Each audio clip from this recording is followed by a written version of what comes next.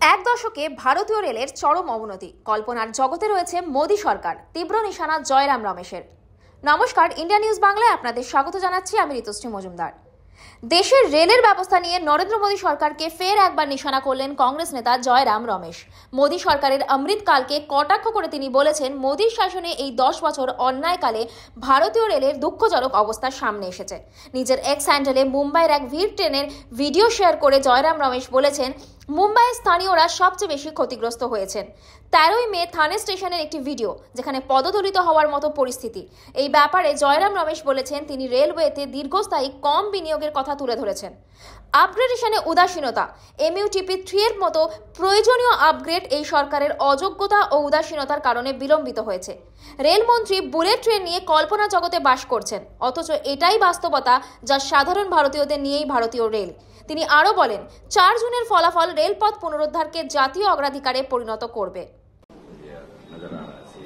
379 सीटों में चुनाव हो चुका है, 4 चरण के चुनाव हो चुके हैं, पर 2 चरण के बाद ही 19 अप्रैल और 27 अप्रैल के बाद ही स्पष्ट हो गया था कि दक्षिण भारत में बीजेपी साफ और उत्तर, पूर्वी और पश्चिम भारत में बीजेपी हाफ। 4 तारीख को कांग्रेस पार्टी को, इंडिया जनबंधन के पार्टियों को स्पष्ट और निर्णायक जनादेश मिलना तय हो चुका है। प्रधानमंत्री की भाषा में गड़बड़ी दिखती है, परेशान दिखते हैं, गृहमंत्री कुछ भी बोल लेते हैं, पर असली बात यह है कि उनका प्रचार काम नहीं कर रहा है। कोई लहर नहीं है, नाराजगी है, लोग बदलाव चाहते हैं। किसान, श्रमिक, युवा, महिला, पिछड़े वर्ग, सब लोग हमारे गारंटी कार्ड से प्रभावित हुए हैं, हमारे 5 न्याय 25 गारंटी से प्रभावित हुए हैं, उसका असर हुआ है। और आप देखेंगे 2004 में जो बदलाव और परिवर्तन आया था, किसी को उम्मीद नहीं थी। 2004 में हम 3 उत्तर भारत के राज्यों में चुनाव बुरी तरीके से हारे थे, छत्तीसगढ़, मध्य प्रदेश और राजस्थान। इंडिया शाइनिंग था और लोग कहा करते थे, अरे भीष्म पितामह हमारे प्रधानमंत्री अटल बिहारी वाजपेयी हैं, वो उनको कोई हरा नहीं सकता। पर मई 2004 में किसकी सरकार बनी, किसको जनादेश मिला? तो लोगों ने अपना मन बना लिया है, चुपचाप तरीके से वो प्रधानमंत्री को अलविदा करेंगे 4 तारीख को। प्रधानमंत्री ने कल नॉमिनेशन किया वाराणसी से और कहा कि यूपी में कांग्रेस का खाता भी नहीं। अभी देखते जाइए ना क्या होता है, देखते जाइए। अभी प्रधानमंत्री तो जो कुछ भी बोलना है बोल लेते हैं।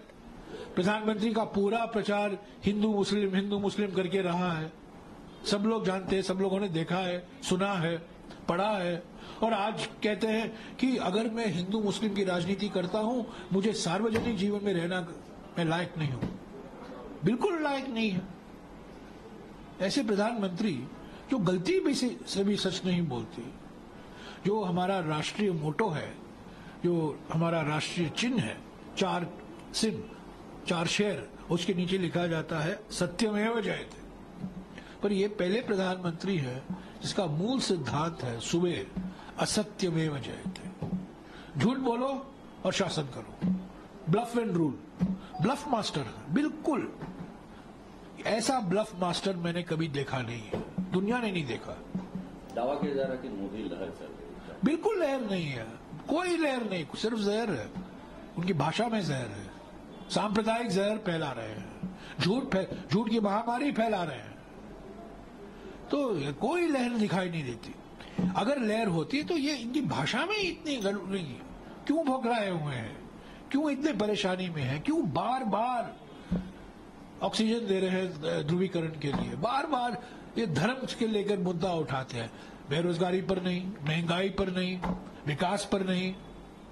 तो जनता के मुद्दे हैं, जनता की चिंता है, उसके बारे में नहीं, श्रमिकों के बारे में नहीं।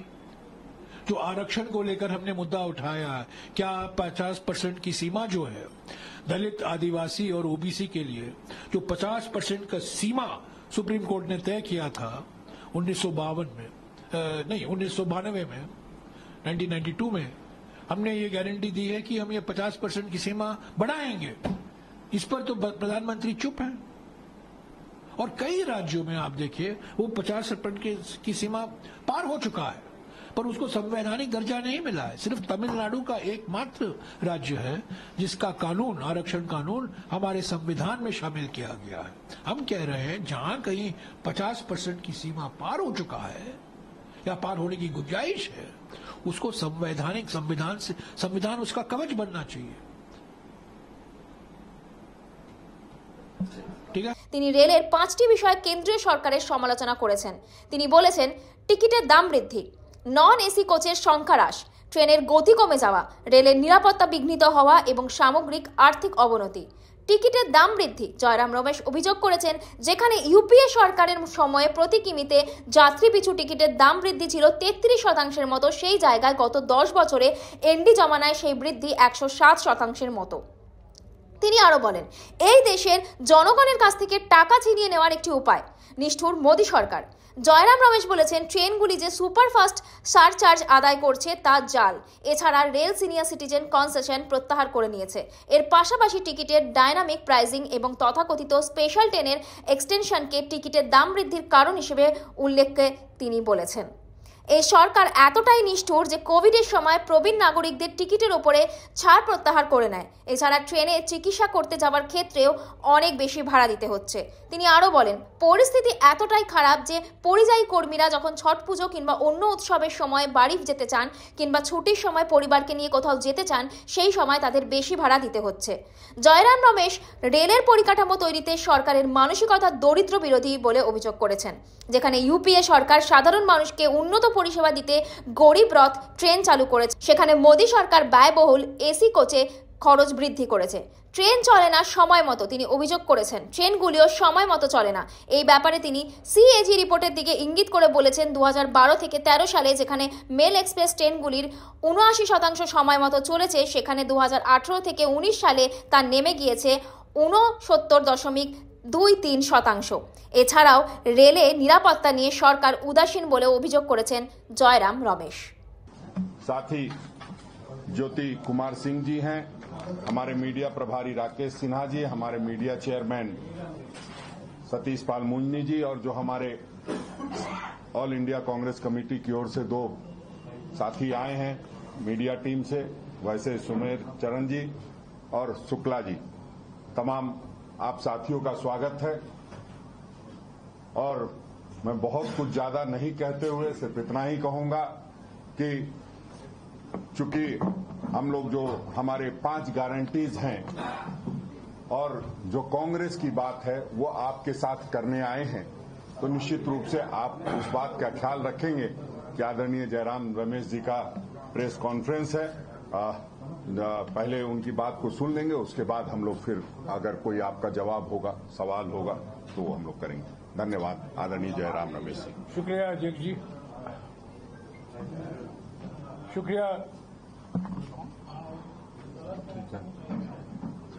शुक्रिया अध्यक्ष जी। सुनाई दे रहा?